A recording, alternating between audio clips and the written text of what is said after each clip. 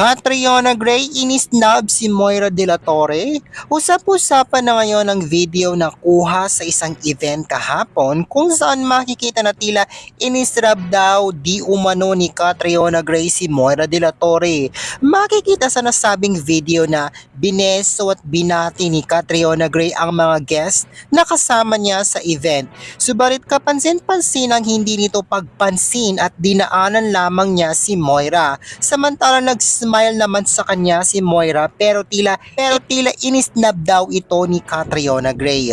Hinala ngayon ng mga netizens, posibleng may kinalaman raw ang di umano'y pang-iisnab ni Catriona Gray kay Moira sa pag-unfollow ng mga cornerstone artist na sina Eric Santos, Yang Constantino at Sam Milby kay Moira De La Torre sa Instagram nito lamang nakarang araw dahil nasa cornerstone din si Catriona Gray.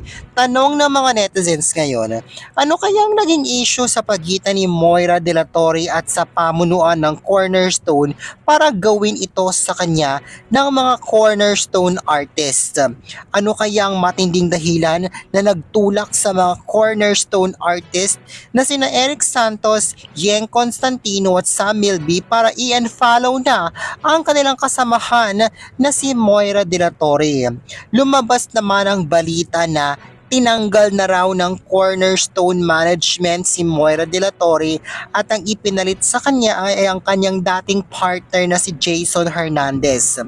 Ayon din sa lumabas na balita mula sa isang source daw ni OG Diaz na nagkumpirma sa kanya na noong isang buwan pa raw ay tinanggal na raw ng Cornerstone si Moira De La Torre dahil sa di umano masamang pag-uugali raw na ipinapakita nito. Pinakawalan na si Moira ng kanyang talent management, ang Cornerstone. Mga nakarating sa ating chika, una, may attitude daw noon pa si Moira. Kaugnay nito, wala pang inilalabas na pahayag si Moira De La Torre tungkol dito. So yung pag-attitude daw ni Moira ay malaking factor para mag-decide daw ang Cornerstone na siya ay bitawan na. Totoo.